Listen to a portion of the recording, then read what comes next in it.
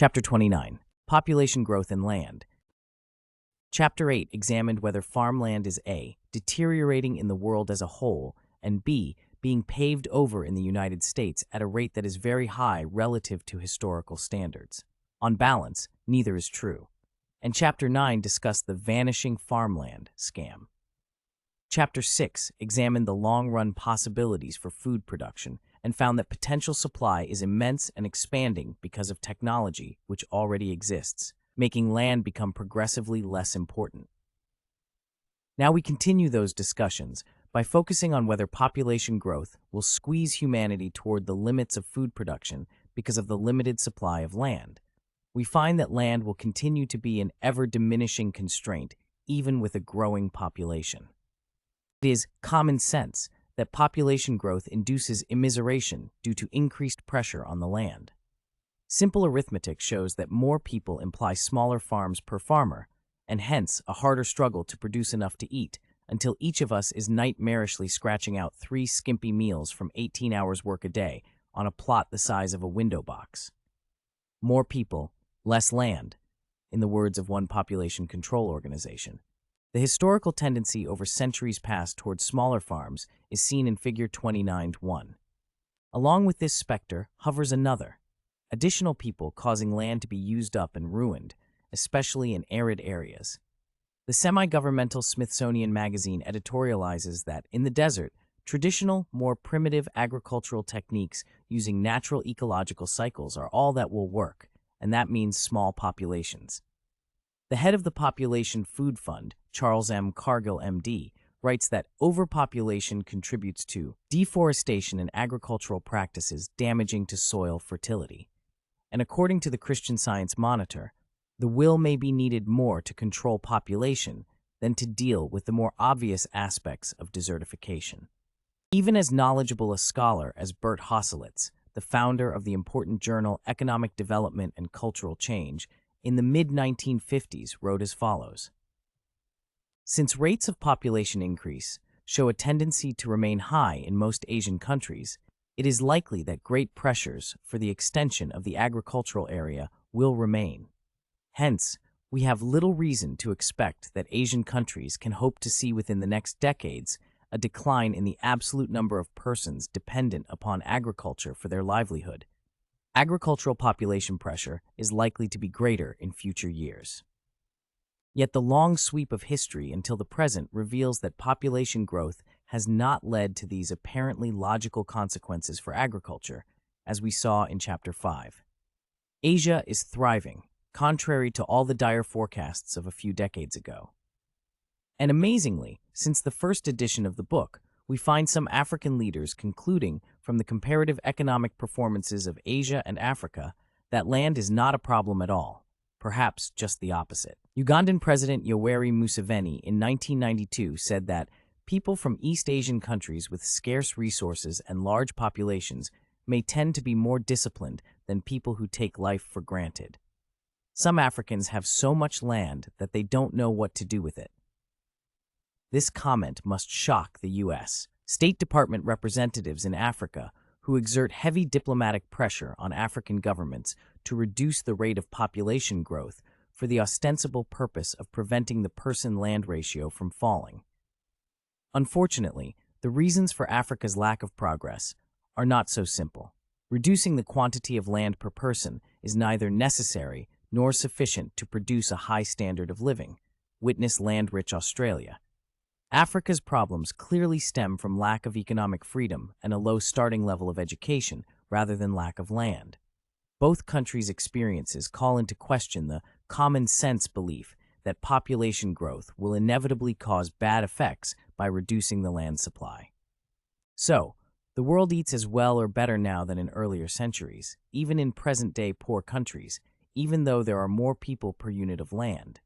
How can we explain this affront to common sense? Here is one part of the explanation. Though more land per person was available in the past than at present, people did not farm all the land available to them for 2 good reasons. 1. People were physically unable to farm larger areas than they actually farmed. Studies show that the amount of land peasant farmers can handle without modern machinery is quite limited by the availability of human strength and time. 2. More important, but even less understood, farmers in the past had little motive for farming more land. In the absence of markets, farmers grow only as much as they expect to eat, as was discussed at length in Chapter 4. Ask yourself, please, why would a subsistence farmer grow more than his family can eat? Does an urban housewife buy so many vegetables in the weekly shopping trip that they spoil? Malthus well understood this natural want of will on the part of mankind to make efforts for the increase of food beyond what they could possibly consume. It is no more a miracle that output increases when population increases than it is a miracle that you, the reader, manage to have enough vegetables to last the week even when guests are staying with you. Reduction in the amount of land available to the farmer causes little hardship if previously he was not farming all the land that was available, though he may have to change his farming practices so as to cultivate the same land more intensively. The other side of the coin is that when farmers need more land, they make more land, as we have seen in Chapter 8. The notion of a fixed supply of farmland is as misleading as is the notion of a fixed supply of copper or energy.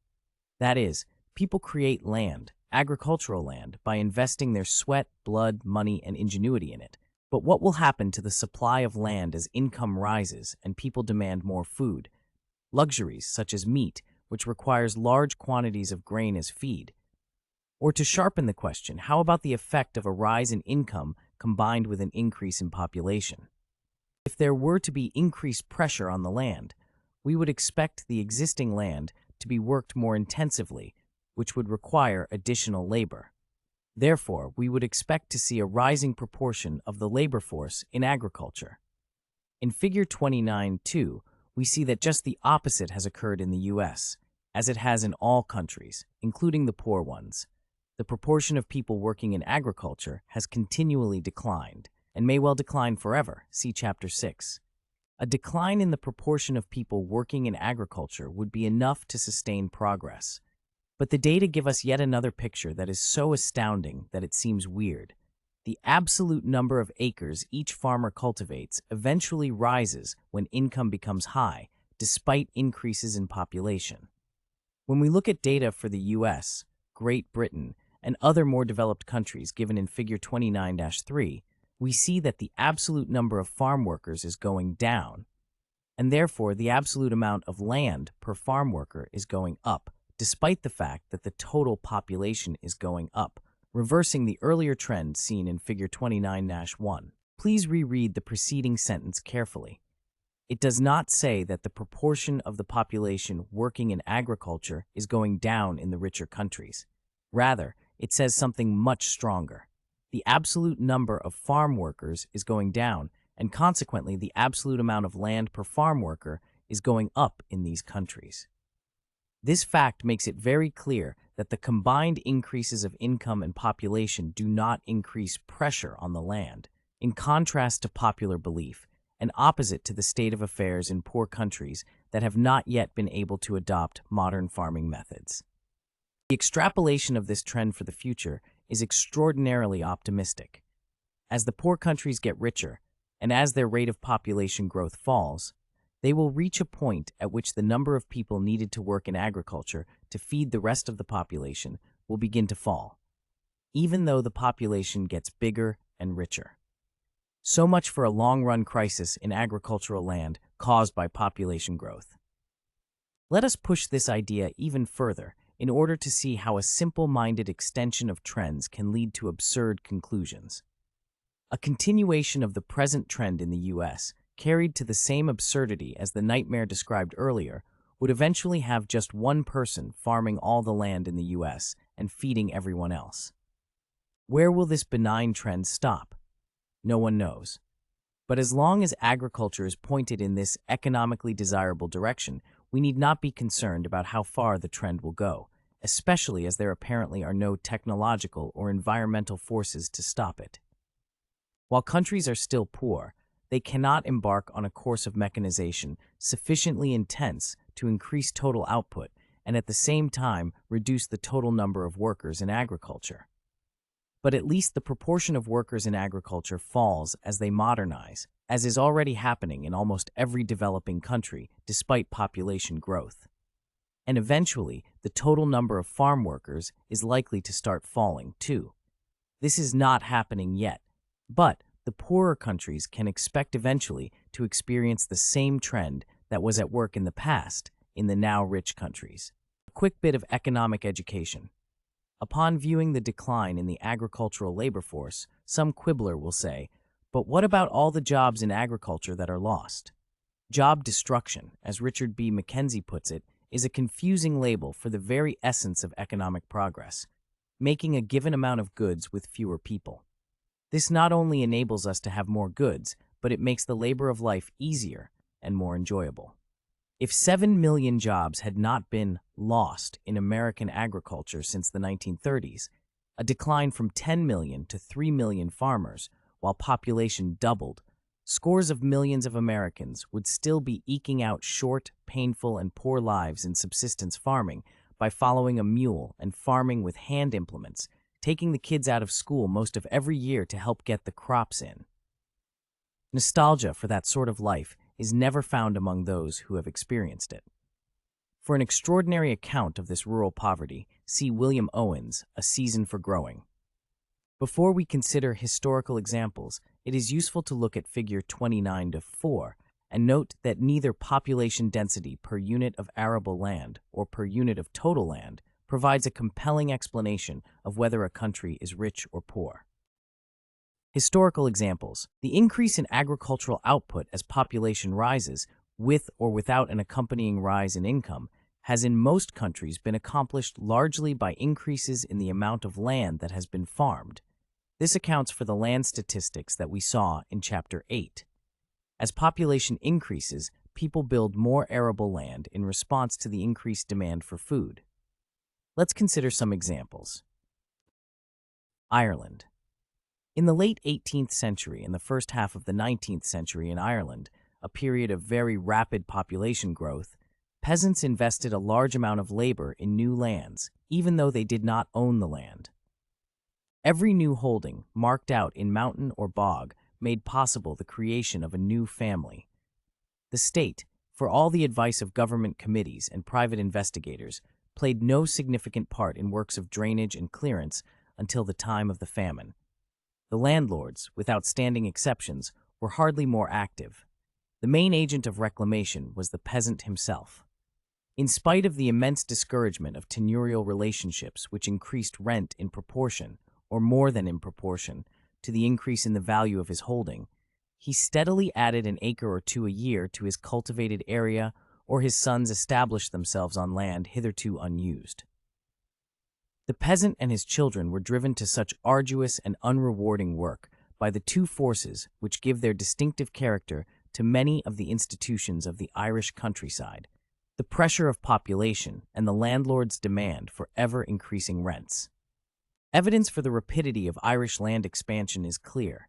Over the decade, 1841 to 51, the amount of cultivated land increased by 10%, though even in the previous decade, when population growth was at its fastest before the famine that started in 1845, population increased only at a decadal rate of 5.3%, from 7,767,000 to 8,175,000. This suggests that rural investment was enough to account for all, plus some more, of the increase in food required by the population growth during those years. China. From 1400 to 1957, the cultivated acreage in China expanded fourfold plus, from 25 million hectares to 112 million hectares. This increase in cultivated land accounted for more than half the increase in grain output that sustained the living standard of the eightfold plus increase in population over the same period. And investment in water control systems and terracing accounted for much of the rest of the increase in output. Only a small share of the rise in yields can be explained by improvements in the traditional technology. In this context, where the rural technology in China was nearly stagnant after 1400, growth in output had to be accomplished either with increases in capital, including land, or in labor per person, and it is clear that additional investment was very largely, if not almost completely, responsible for the growth. Furthermore, this capital formation seems to have been caused by population growth. Wilhelm Abel documented the close relationship between population, food prices, and land reclamation in Europe from the Middle Ages onward, and Schleicher van Bath did the same for the period from 1500 to 1900. When population grew at a fast rate, food prices were high and land creation increased. Population grew very rapidly, starting around 1000, see figure 22.4. Abel tells us that prices then rose, and land reclamation was at its peak, starting in the middle of the 11th century and its end in the mid-14th century, the time of the Black Death and depopulation. Even marshes were cultivated during the boom period. The first great dikes in the Netherlands were probably constructed about AD 1000. Schleicher reports that the higher cereal prices after 1756 stimulated agricultural development. Around Poitiers, the area of reclaimed land was usually either 30 or 35 acres, or about 2 hectares. In the former case, the reclamation was the work of a day laborer for a whole winter, in the latter, that of a farmer with a team of oxen. Other countries. Data for Japan show that arable land increased steadily from 1877 until World War II, even though the number of agricultural workers was decreasing steadily. The amounts of livestock, trees, and equipment also rose at rapid rates. These increases in agricultural capital were in response to the rapid increase in Japanese population together with the increase in the level of income in Japan. In Burma, the amount of land in cultivation rose at an astonishing rate, starting in the middle of the 19th century. The cultivated area was 15 times as great in 1922-23 as in 1852-53.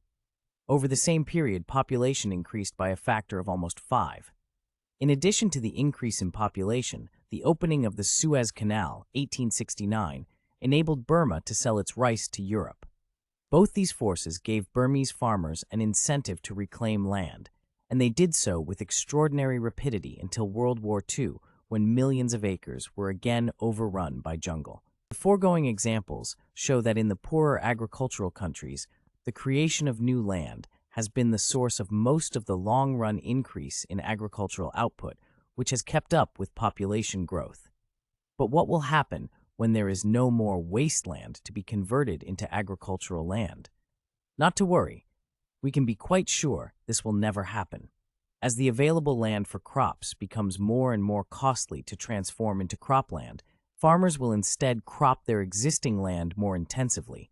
This practice becomes more profitable than dipping into the pool of undeveloped land because the unused land is relatively inefficient. The enormous possibilities in this direction are described in Chapter 4. Evidence for this process is found in the international statistics, showing that when population density is higher, the proportion of land irrigated is higher too. This process may be seen particularly clearly in Taiwan and India, where, after farmers exploited a large proportion, but by no means all, of the unused land, irrigation began in earnest. Let's look more closely at India, because so many good-hearted Westerners have worried about it. The total area of all cultivated land increased about 20% from 1951 to 1971. Even more impressive is the 25% increase in irrigated land from 1949 to 50 to 1960 to 61, and then another 27% increase from 1961 to 65 to 1975. Nor has India reached a high population density even now. Japan and Taiwan are about 5 times as densely populated, as seen in Figure 29.3, and the yield of rice per hectare is almost 4 times as great in Japan as in India. Vastly more fertilizer is used in Japan, and 3 times as large a proportion of the agricultural land is irrigated, 55% versus 17%. Excellent data from Taiwan show how land creation and improvement responded to population growth. During the period from 1900 to 1930, much new land was developed, along with an increase in the amount of irrigated land. Then, from 1930 to 1960, when there was less new land left to develop, more land was irrigated. At the same time, the effective crop area was increased by multiple cropping, and the use of fertilizers allowed total productivity to continue rising at a very rapid rate. This continues the sequence that begins in more primitive and sparsely populated areas, where the pattern of farming still is to farm a patch for a year or two, then leave it fallow for several years to regain its natural fertility while other patches are farmed, a process I could still see in India in the early 1970s. There, the response to population growth is to shorten the fallow period and to improve land fertility with labor-intensive methods. How much capacity still exists for enhancing land through irrigation, new seeds, fertilizer, and new farming methods? In Chapter 6, we saw that the capacity is vast, much greater than would be required to handle any presently imaginable population growth. The use of traditional farmland is no longer the only way to produce food. And of course, our capacity to feed ourselves is not limited to what we now know how to do. It will certainly increase greatly as we make new technological discoveries. No matter how the increase in capacity occurs, however, the key element in developing and harnessing the capacity to replace land with technology is the pressure of an increased demand for food, which arises from an increased world income, population growth, and improved markets, so that farm produce can be bought and sold without the prohibitive transportation costs still found in most very poor countries. What about ultimately? People worry that the process cannot go on forever. The earlier chapters on natural resources and energy argue that it makes sense to discuss the future that we can presently foresee, 20 years, 100 years, even 500 years from now, to give much weight to an even more distant time, so far in the future that we do not even give it a date, except that it is a figure with several zeros in it, is not sensible decision-making. Furthermore, there is strong reason to believe that ultimately, whatever that term means, natural resources will be less scarce rather than more scarce. And there is no reason to think that land is different in this respect. Effects of population growth on land available for recreation and enjoyment. The availability of recreational land and wilderness is another facet of the land supply that concerns us.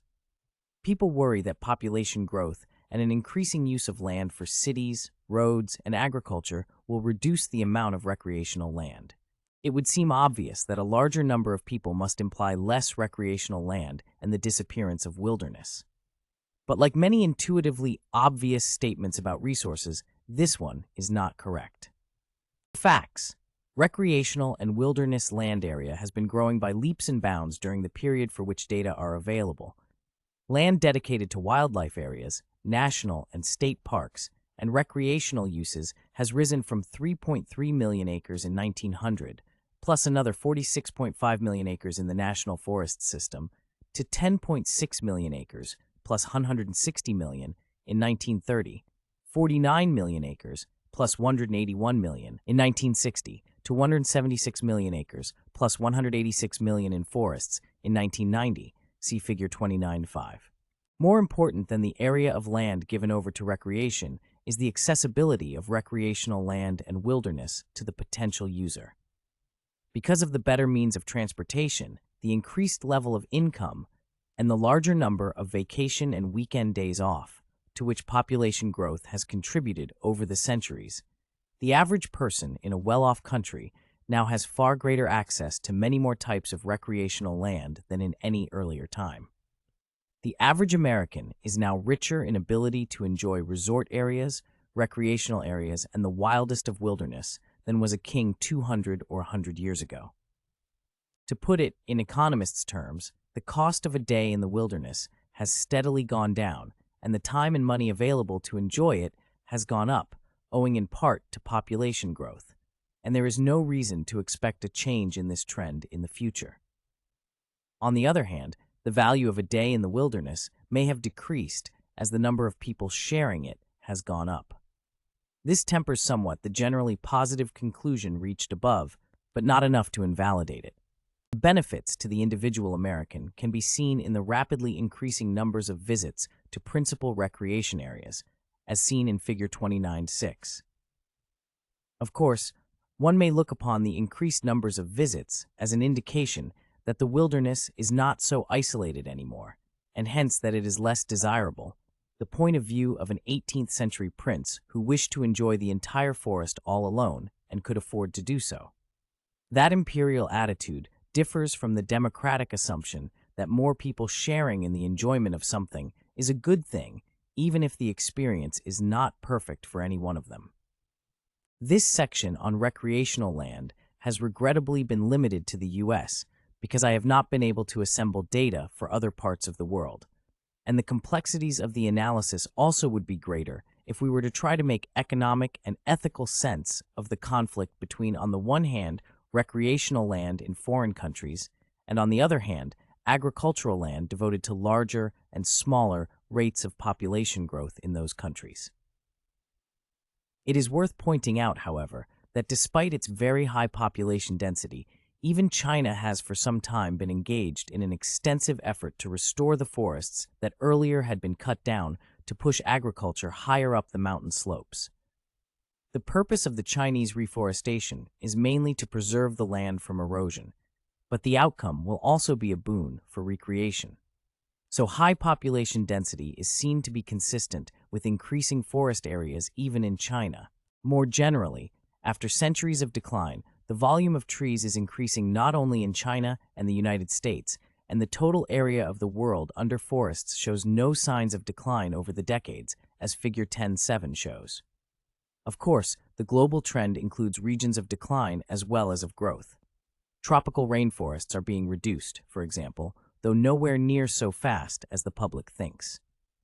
Given that agricultural productivity per acre in presently developed countries is increasing faster than population growth, as well as faster than the growth in total crop production, and given that we can expect all countries to eventually reach this productivity level and go far beyond, it follows that the total amount of land used for crops in poor countries will eventually decline, as it has been declining in the U.S. This decline has been occurring even as U.S. exports of grain have been increasing over the decades, and therefore the trend of less land feeding more people holds even more strongly if we consider only domestic U.S. food consumption. This suggests that in the future, there will be a larger amount of land available for recreation because less land will be used for crops. For those interested in investment tips, the foregoing implies that, in comparison with recreational land, agricultural land may not be a good investment for the very long run. This contrasts with a perception that has existed since the beginning of agricultural history, to wit, that flat land accessible to markets is more desirable than hard-to-reach hilly or mountainous land, that Illinois land is more valuable than Tennessee land, say. The land of the Canaanites was said to be desirable in the Bible because it was spacious and good for agriculture. But in the future, land will be desirable because it is beautiful and interesting for recreation. Don't rush out today and sink the family fortune into hilly land, however. The long run I am talking about may be 100 or more years into the future. Are these statements that agricultural land is becoming less scarce and recreational land more available just science fiction? It seems to me that a fair-minded person who examines agricultural history must conclude that the facts are more consistent with the view that a greater demand for food leads eventually to a higher output per person than with the common view that it leads to a lower output per person. The simple Malthusian speculation about population growth leading to diminishing returns is fiction. The induced increase in productivity is the scientific fact. Do additional people increase the scarcity of land? In the short run, before adjustments are made, of course they do. It is true with land just as with all resources. The instantaneous effect of adding people to a fixed stock of land is less land to go around. But, and this is a main theme of this book, after some time, adjustments are made. New resources, new lands in this case, are created to augment the original stock. And in the longer run, the additional people provide the impetus and the knowledge that leave us better off than we were when we started. The theory is discussed at greater length in Chapter 4. How you weigh the short-run costs against the intermediate-run and longer-run benefits is a matter of values, of course. The future benefits of blight. One expects that people's constructive activities will constitute some saving for later years. harbors, buildings, and land clearing. But as discussed earlier in Chapter 16, a case can also be made that even activities that are not intentionally constructive tend to leave a positive legacy to subsequent generations. That is, even the unintended aspects of people's use of land and of other raw materials tend to be profitable for those who come afterward. These examples were given. 1. The borrow pits by the sides of roadways, byproducts of taking material elsewhere. One may first think of the pits as a despoliation of nature, an ugly scar on the land, but it turns out that borrow pits are useful for fishing lakes and reservoirs. 2. Garbage dumps. Later generations may find dumps profitable sources of recyclable materials. 3. Pumped-out oil wells.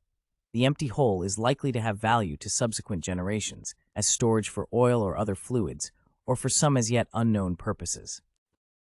Conclusion. Is the stock of agricultural land being depleted? Just the opposite. The world's total stock of agricultural land is increasing. Will farmers be farming ever smaller plots of land as population and income grow? Just the opposite. Despite population growth, increased productivity leads to larger farms per farmer.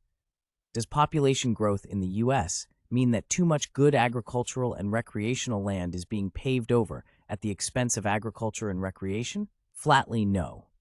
The amount of recreational land is increasing at a rapid clip, and new agricultural land is being made as some older land goes out of cultivation, leaving a very satisfactory net result for our agricultural future.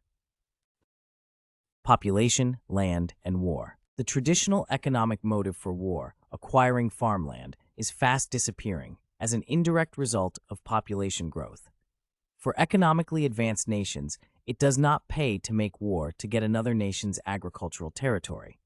A sensible citizenry would not even accept a slice of another country as a gift. For example, the U.S. would get little additional economic benefit from Canada by owning it. Adolf Hitler assaulted Europe with perhaps the worst catastrophe in history since the Black Death because he said the German people needed more living room. The biblical Hebrews attacked the Canaanites to obtain a homeland. The settlers of the Americas warred on the Indians for cropland and ranchland. The U.S. fought with Mexico and Canada to expand its area. Blacks and whites battled for the land of Rhodesia. Zimbabwe's war wasn't just about voting rights and black men in parliament. The war was all about land, said Movin Mahachi, Zimbabwe's minister for land resettlement. This idea that population growth breeds war has been used to justify national policies to control the birth rate, as Margaret Sanger did with respect to Germany, Italy, and Japan prior to World War II. She labeled overpopulation as a cause of war and cited John Maynard Keynes as authority. International peace could in no way be made secure until measures had been put into effect to deal with explosive populations. A typical recent statement is, "The closer man approaches the limits of ultimate density or carrying capacity, the more probable is nuclear warfare." But the idea about land and territoriality and population that Hitler held, the idea that has prevailed since the beginning of recorded history, does not apply in a modern world. Additional territory nowadays generally has no value, and to top it all off, oft-denounced population growth is the underlying cause of this happy situation. This does not mean that wars have ended. Nations start wars for many reasons. David S. Kleinman argues cogently that if ever a population change might have altered the propensity for war, it should have been the Black Death by increasing the availability of land. But warring continued unabated. Quincy Wright concluded that economic issues have not been the main cause of war, or even the dominant cause. In sum, studies of both the direct and indirect influence of economic factors on the causation of war indicate that they have been much less important than political ambitions, ideological convictions, technological change, legal claims, irrational psychological complexes, ignorance, and unwillingness to maintain conditions of peace in a changing world. But it seems inarguable that the desire for more agricultural land has been a major motive for wars in the past. Ask yourself, why would a country want a larger land area, and how might it help a nation's material standard of living to increase its land area? Imagine the U.S. suddenly owning a chunk of empty land now in Mexico or Canada. The area of U.S. agricultural land already is huge. Yet only about 2 million people, 2% of the U.S. labor force, work on farms. Even a doubling of the size of the U.S. would put dirt under the feet of only another 2 million people. And people in agriculture do not derive higher than average incomes from farming. Therefore, newly made farmers would not gain much by an increase in U.S. agricultural land. Put it differently, say a foreign buyer makes a fair offer for all U.S. cropland. The offer would be less than a tenth of 1 year's national income. The market value of U.S. cropland is about what we spend in 2 years for recreation, plus 1 year's expenditure on tobacco, without even including expenditures on liquor. Clearly, then, all the cropland in the U.S. would not be worth even a minor skirmish. Agricultural exports and the balance of payments don't change the picture. Japan has a whopping trade surplus without exporting much food. Nor is annexing a piece of Canada or Mexico with people on it beneficial. U.S. citizens would not increase their wealth if the Mexican and Canadian owners were to stay where they are and continue to take whatever rents that the land provides. Kings in the past have thought to conquer territory in order to farm the taxes. But a modern nation cannot rip off some of its residents for the benefit of others. Nor would more territory make urban people feel less crowded. One sense of crowding does not depend upon the total land area of the country, or even the land area per person. The most important factor is the size of a person's home in square feet of floor space. Let's hypothetically give each person 2 rooms, measuring L5 feet by L5 feet, a spacious luxury apartment with many times more space than Abraham Lincoln had in the log cabin in which he grew up.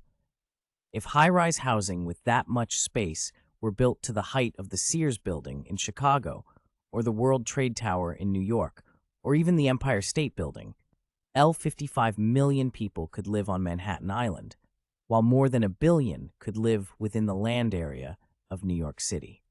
Still another non-reason for wanting to conquer another nation nowadays is acquisition of its stock of assets. Perhaps in prehistoric times, it made some sense for a nomad tribe to attack and expel the inhabitants of a city in order to take over its dwellings and utensils.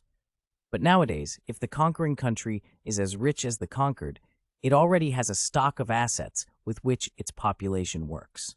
Exchanging all the old stock, or even part of it, for a new and strange stock of assets is not likely to increase the output of its citizens. The notion of a poor population taking over the developed world, as dramatized in John Raspail's Camp of the Saints, is even less plausible. The uneducated poor demonstrably have no capacity to operate the instruments of a modern society, or else they would not be poor. A horde of them moving into and taking over a rich country would soon find herdsmen sheltering themselves and their flocks in computer factories.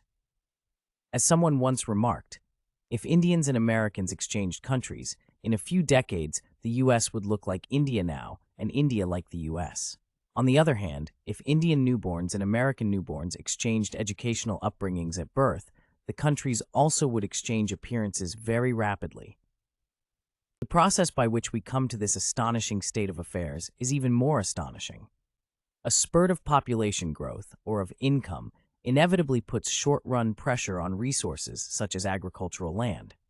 The impending shortages and the concomitant increase in prices of the resources cause a search for ways to mitigate the shortages. Eventually, some individuals or organizations succeed in finding new solutions to the resource problems. The discoveries eventually cause humanity to enjoy greater availability of resources than if population growth and pressure on resources had never occurred.